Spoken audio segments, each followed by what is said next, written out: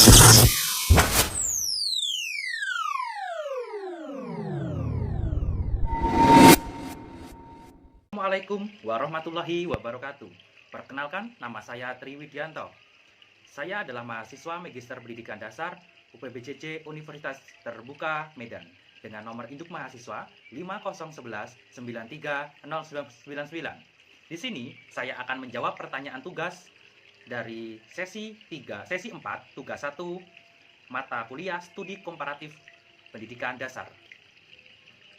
Pertanyaan nomor 1. Berikut adalah uraian detail mengenai poin-poin penting dari artikel implementasi profil pelajar Pancasila sebagai pendidikan karakter di sekolah dasar.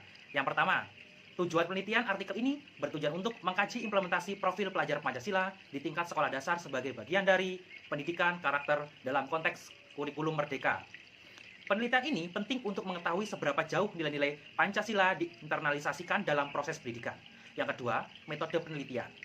Penelitian menggunakan metode inquiry naturalistik dengan pendekatan kualitatif.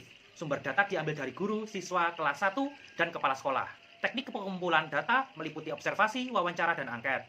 Analisis data dilakukan dengan metode Miles dan Huberman. Mencakup pengumpulan data, reduksi data, penyajian data, dan penarikan kesimpulan. Yang ketiga, dimensi profil pelajar Pancasila.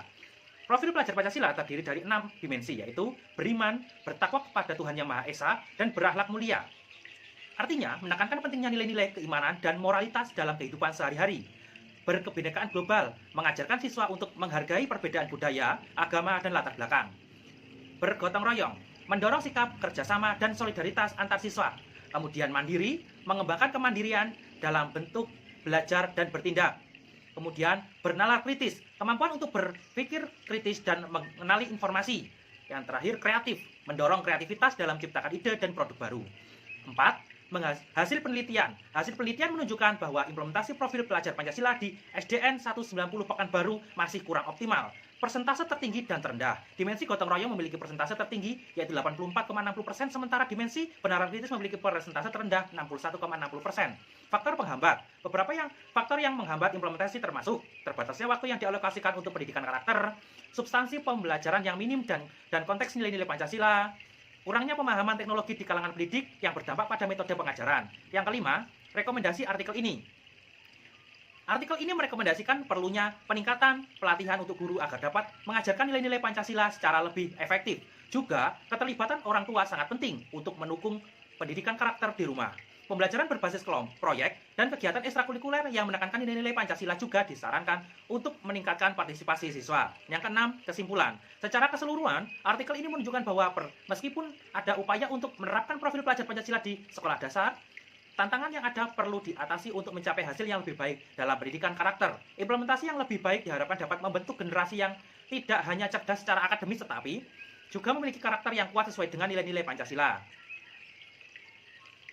Kemudian yang B, kaitan dengan hal yang terjadi di sekolah tempat saya bekerja, yaitu situasi serupa juga terlihat meskipun kami telah memulai implementasi kurikulum merdeka, banyak siswa yang masih kesulitan dalam menerapkan nilai-nilai Pancasila dalam kehidupan sehari-hari. Misalnya kegiatan gotong royong, di sekolah seringkali tidak mendapatkan partisipasi penuh dari siswa, dan banyak yang kurang memahami pentingnya kerjasama dalam kelompok.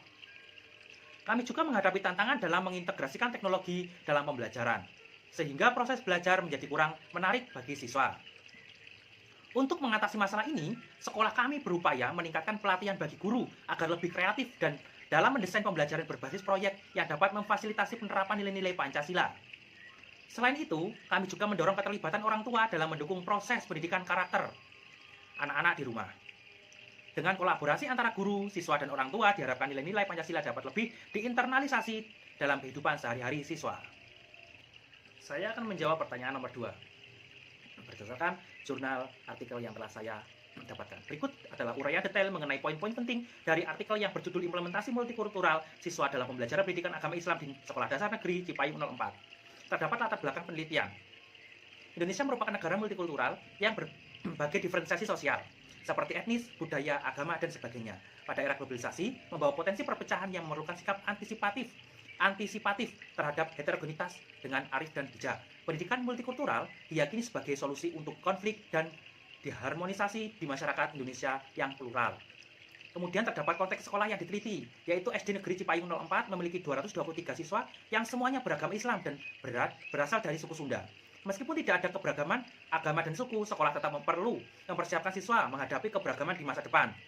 Keberagaman di sekolah ini lebih terfokus pada perbedaan latar belakang sosial ekonomi siswa. Terdapat juga pendekatan multikultural yang diterapkan.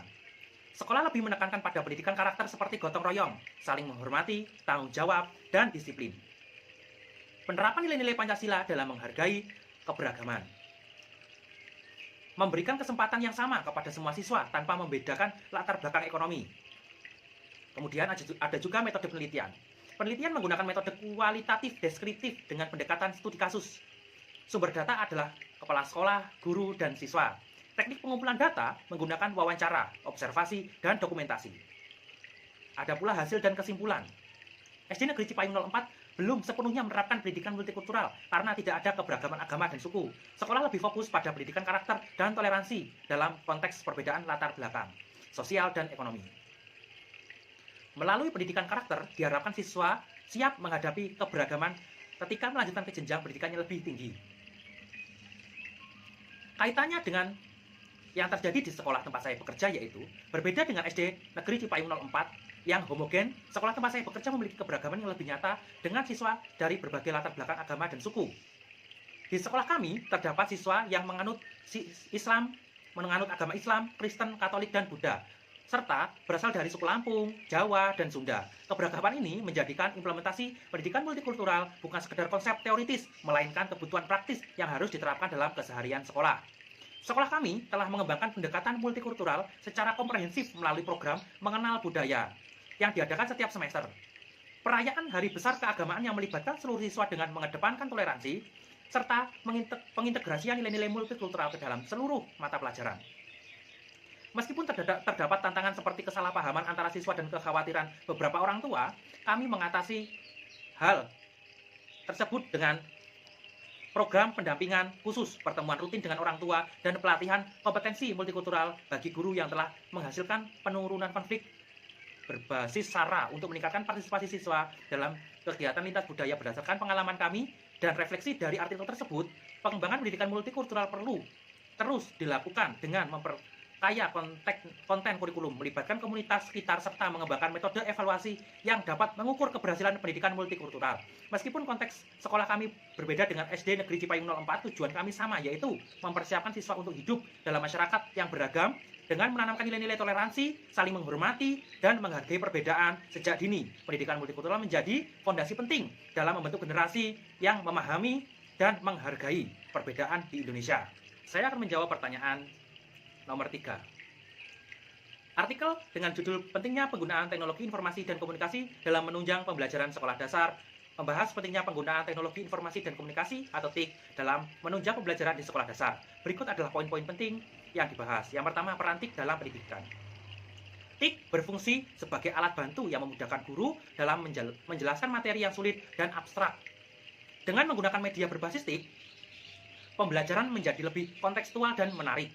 Yang kedua, dilihat dari kesiapan guru. Meskipun TIK memiliki potensi besar, masih banyak guru di Indonesia yang belum melek teknologi. Hasil survei menunjukkan bahwa hanya 40% guru yang menguasai TIK yang menghambat penerapan metode pembelajaran yang lebih modern. Ketiga, efektivitas pembelajaran. Penggunaan TIK dalam pembelajaran dapat meningkatkan minat dan motivasi siswa. Penelitian menunjukkan bahwa kelas yang menggunakan TIK sebagai media pembelajaran memiliki hasil belajar yang lebih baik dibandingkan yang menggunakan metode konvensional. Yang keempat, tantangan implementasi. Meskipun ada banyak manfaat, tantangan seperti kurangnya infrastruktur dan kesenjangan akses bagi siswa dari latar belakang ekonomi yang berbeda masih menjadi masalah. Ini mengakibatkan ketidakmerataan dalam pemanfaatan TIK di berbagai sekolah. 5. Solusi dan rekomendasi. Penting untuk meningkatkan akses dan pemanfaatan TIK dalam pendidikan, pengembangan infrastruktur dan pelatihan bagi guru sangat diperlukan agar TIK dapat diintegrasikan secara efektif dalam proses pembelajaran. Kemudian yang B, kaitannya dengan sekolah tempat saya bekerja. Di sekolah tempat saya bekerja, situasi serupa dapat diamati meskipun kami berusaha untuk mengintegrasikan TIK dalam proses pembelajaran. banyak guru yang masih merasa kesulitan dalam menggunakan teknologi secara efektif. Misalnya, beberapa guru belum familiar dengan perangkat lunak pembelajaran yang baru, sehingga mereka cenderung menggunakan metode konvensional. Kami juga mengalami tantangan dalam hal infrastruktur. Banyak siswa di sekolah kami, terutama dari keluarga yang kurang mampu, tidak memiliki akses yang memadai ke perangkat elektronik atau koneksi internet yang stabil. Hal ini mengakibatkan kesenjangan dalam kualitas pembelajaran antara siswa yang memiliki akses TIK dan yang tidak. Untuk mengatasi masalah ini, sekolah kami sedang mengembangkan program pelatihan bagi guru untuk meningkatkan kemampuan mereka dalam menggunakan TIK.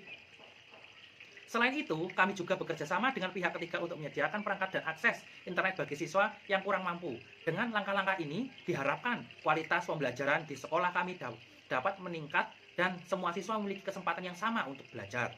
Pertanyaan nomor 4. Terkait jurnal dari Scopus, yang terindeks Scopus. Berikut adalah beberapa poin penting yang dibahas dalam artikel ICT Technologies in the Education of Elementary School Pupils in the Great Public. 1. Peran TIK dalam pendidikan.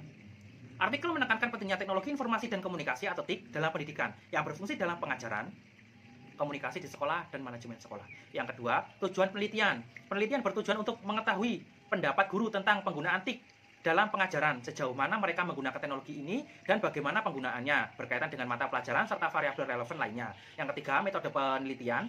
Survei dilakukan dengan kuesioner yang dirancang sendiri di kalangan 103 guru di sekolah dasar di Moravian Silesian region. Hasil menunjukkan bahwa sebagian besar guru menggunakan TIK dalam pengajaran. 4. Temuan untuk hasil penelitian. Hasil penelitian mencatat bahwa 95% guru menggunakan TIK dengan frekuensi penggunaan bervariasi. TIK digunakan tidak hanya dalam proses pengajaran tetapi juga untuk komunikasi dengan siswa, rekan kerja, dan orang tua. Yang kelima, penggunaan TIK dalam mata pelajaran. TIK digunakan lebih sering dalam mata pelajaran sains dibandingkan dengan humaniora. Meskipun demikian, semua guru setuju dengan penggunaan TIK dalam pengajaran. 6. Reaksi siswa terhadap TIK. Sebagian besar guru melaporkan reaksi positif dari siswa terhadap penggunaan TIK dalam pengajaran. Terdapat 83% guru merasakan dampak positif. Yang ketujuh, tantangan dalam implementasi TIK. Meskipun ada banyak manfaat, penggunaan TIK juga menghadapi tantangan seperti rendahnya literasi digital di kalangan beberapa guru dan risiko terkait dengan anonimitas online atau cyberbullying. Yang kedelapan, relevansi kompetensi TIK untuk guru. Kompetensi TIK dianggap sebagai salah satu keterampilan profesional dasar bagi guru, terutama yang diperlukan di era digital dan dalam konteks pembelajaran online, terutama selama pandemi COVID-19. 9. Rekomendasi untuk pengembangan profesional. Ditekankan pentingnya program pengembangan profesional bagi guru untuk meningkatkan keterampilan penggunaan TIK dalam pengajaran guna meningkatkan efektivitas pendidikan. Yang ke-10, kesimpulan. Penggunaan TIK dalam pendidikan dasar di Republik Ceko menunjukkan potensi besar untuk meningkatkan kualitas pengajaran. Penelitian ini menyoroti perlunya peningkatan akses dan pelatihan agar TIK dapat digunakan secara optimal dalam konteks pendidikan. Sekian jawaban tugas 1 dari saya. Apabila ada kurang dan lebihnya saya mohon maaf. Saran dari Bapak Doktor dosen pengampu mata kuliah ini sangat saya harapkan. Kurang dan lebihnya saya mohon maaf. Saya akhiri. Wabillahi taufik wal hidayah. Wassalamualaikum warahmatullahi wabarakatuh.